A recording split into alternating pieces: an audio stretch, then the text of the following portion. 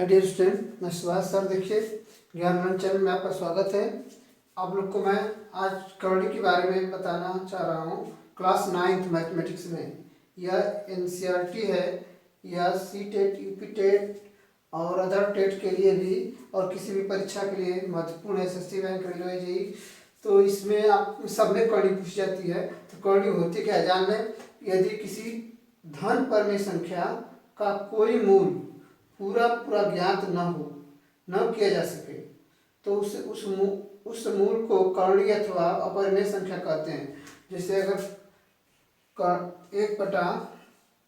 1/3 कर ले, ठीक है, तो यह अपरिमेय संख्या है। या इसको हम लिख दे कवड़ी में 3, तो ये भी क्या है, अपरिमेय संख्या है। इस तरह को हम लोग पूरा पूरा हल नहीं कर पाते हैं, तो इस तरह की संख्याओं को हम कहेंगे अपरिमेय संख्या या कवड़ी। कवड़ी को हम इस तरह से प्रदर्शित करते हैं। कवड़ी एक अपरिमेय संख्या है, ठीक है, इसको आप जानते रहें और इसको नोट भी कर लेंगे आप। तो कवड़ी की परिभाषा कहीं मिलती नहीं है आप लोग को जल्दी, तो इसमें व्यक्त करते हैं। कवड़ी के बारे में और जाने, इसको मिटा दे, आगे बढ़ते हैं हम लोग।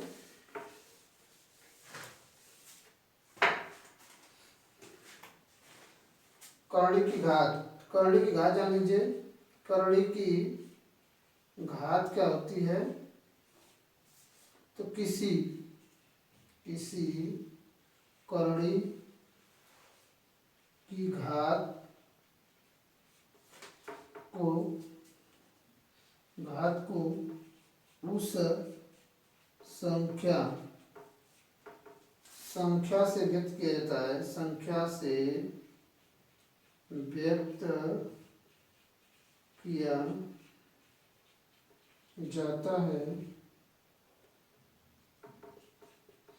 जाता है जो उसके मूल को व्यक्त करती है। जो उसके मूल को व्यक्त करती है, ठीक है, करती है। तो जैसे अगर यहाँ कुछ भी नहीं लिखा है, ये लिखे हैं, तो इसको हम लिख सकते हैं 1/1/2 बार। अगर यहाँ 3 लिखा है ए पर, तब इसको लिखेंगे 1/3 बार, ठीक है।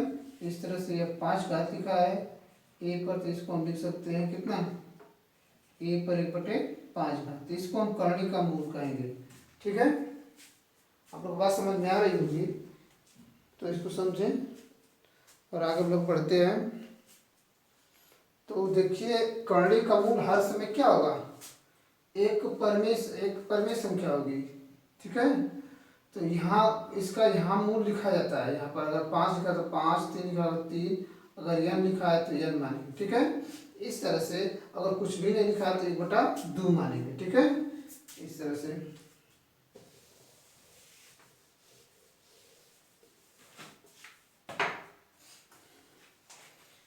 कवड़ी के नियम जान लें। नंबर 1,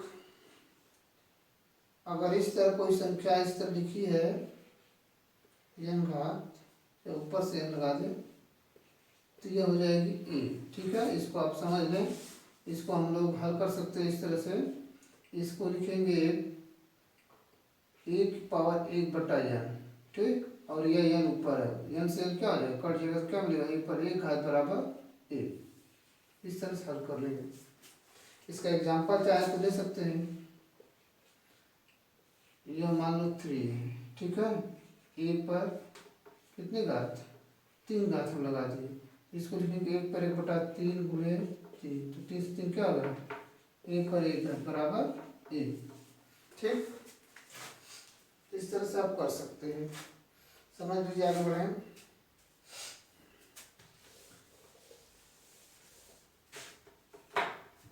दूसरा नियम देखें।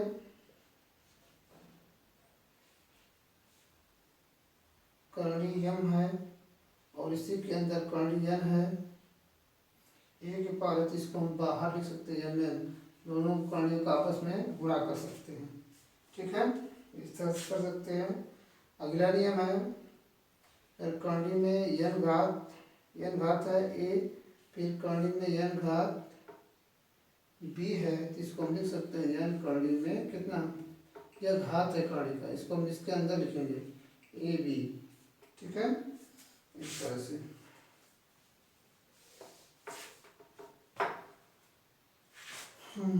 अगला नियम है, और कर्ली में इस तरह से है एन, फिर कर्ली में एन ए, मतलब समझिए इसको, यह एन है और यह कर्ली की घात यम है, इसको ए लिखेंगे तो यह लिख सकते हैं यम एन कर्ली में कितना ए। ठीक, अगर एक नियम बेहतरीन नियम समझें, अगला इसको मिटा दें।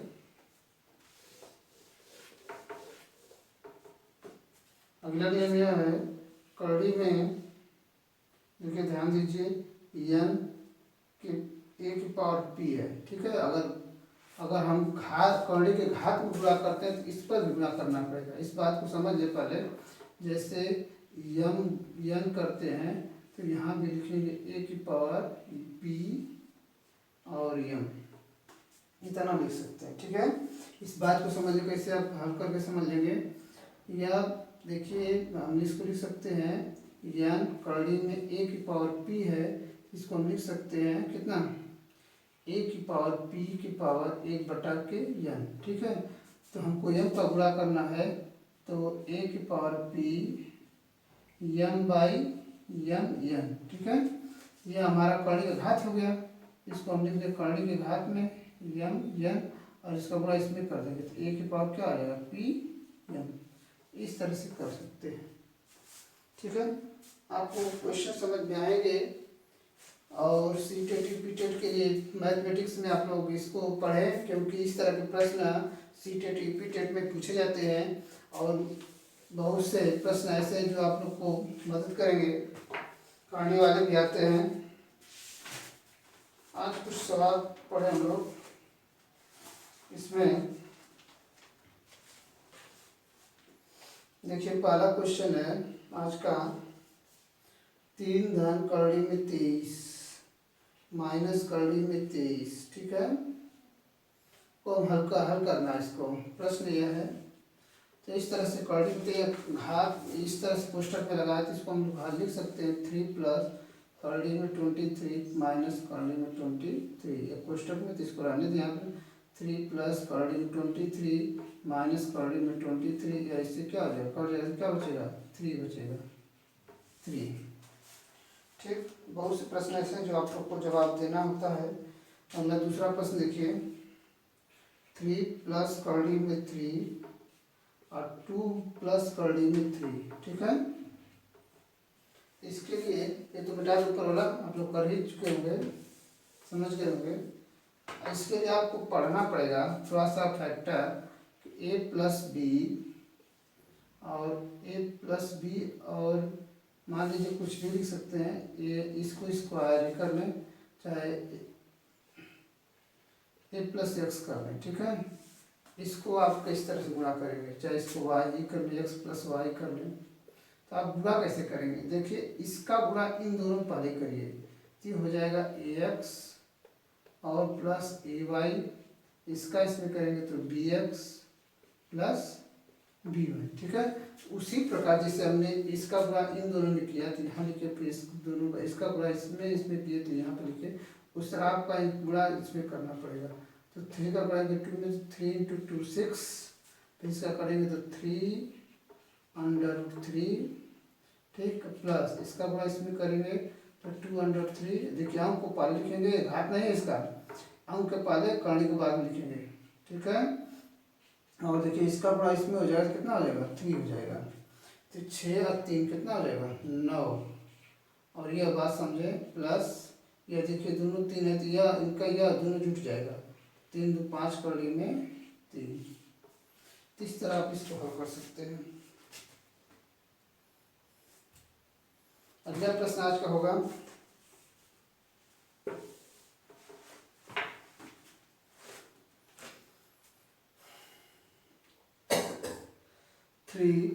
दूसरा प्रश्न है 3 प्लस कर्ली में 3 और 3 माइनस कर्ली में 3।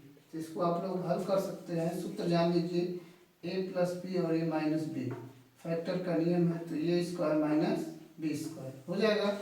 इस नियम से हम इसको कर सकते हैं, यह ए और यह बी और ए माइनस बी और यह ए प्लस बी। ठीक है, इसको हम लिख सकते हैं 3 का होल स्क्वायर माइनस कर्ली में 3 का होल स्क्वायर। ठीक है, तो हो जाएगा 9 माइनस 3 इक्वल टू 6। ठीक है, इस तरह से आपको समझ बात आ रही होगी।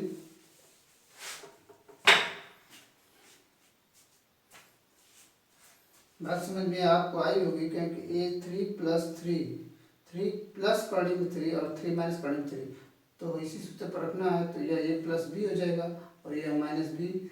ए स्क्वायर ए का गुणा ए में होगा तो ए स्क्वायर और बी का गुणा बी में तो बी स्क्वायर, और शेष 20 के सारे पद कट जाते हैं। इसी तरह से हम इसको लिख देते हैं A square minus B, direct formula use करें तो ये हो जाएगा 3 का वर्ग या माइनस कर्ली 3 का वर्ग हो जाएगा। तो 3 का वर्ग करेंगे तो 3 मतलब 3 9।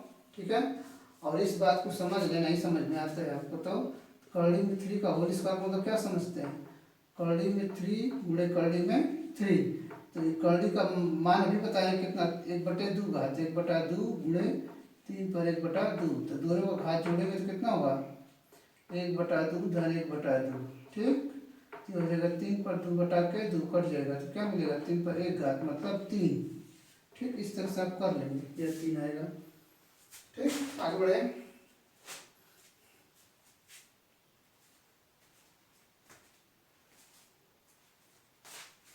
मेरे चैनल पर आप लोग बने रहिए, देखते रहिए और बहुत सी वीडियो पढ़िए पीछे जो प्लेलिस्ट में आप लोग जाकर देख सकते हैं।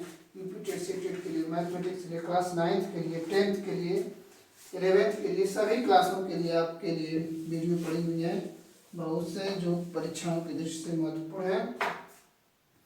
अगला देखते हैं, तीसरा प्रश्न आज का है कर्ली में 5 प्लस कर्ली में 2 का होल स्क्वायर। ठीक है, यह होगा, देखिए अभी सूत्र हमने बताया, अब इसको ये वाला एल्जेब्राइक सिस्टम लगाएं, A square plus B square plus 2ab। ठीक, यह वाला होगा। तो इसी तरह से इसको ए और इसको बी मान के होल स्क्वायर कर दीजिए तो कितना हो जाएगा कर्ली में 5 का होल स्क्वायर, कर्ली में 2 का होल स्क्वायर धन 2 इंटू कर्ली में 5 कर्ली में 2, तो ये हो जाएगा 5, अभी बताए थे आपको, ये 2 हो जाएगा और ये 2 कर्ली में देखिए घात बराबर तो गुणा हो जाएगा 10 हो जाएगा, तो 5 2 7, दोनों जोड़ेंगे 7 हो जाएगा और ये 2 कर्ली में 10। ठीक है, आगे देखें, एक और आज कर लें हम लोग, क्योंकि वीडियो थोड़ा बड़ी हो जाएगी आज।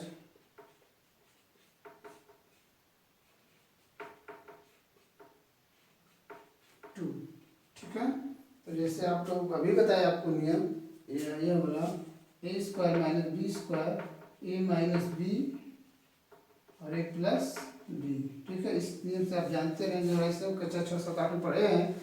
देखिए ए माइनस बी और ए प्लस बी, तो हो जाएगा कर्ली में 5 का होल स्क्वायर और कर्ली में 2 का होल स्क्वायर, तो 5 माइनस 2 बराबर 3। ठीक है, आज के टॉपिक में इतना ही, अगले वीडियो में मिलेंगे अधिक क्वेश्चनों के साथ और आप लोग को अभ्यास कराएंगे 9th 10th 11th 12th हर क्लास के लिए वीडियो है हमारे पास। आप लोग इसको सब्सक्राइब करें, चैनल को लाइक करें, अन्य दोस्तों का शेयर भी करें। धन्यवाद।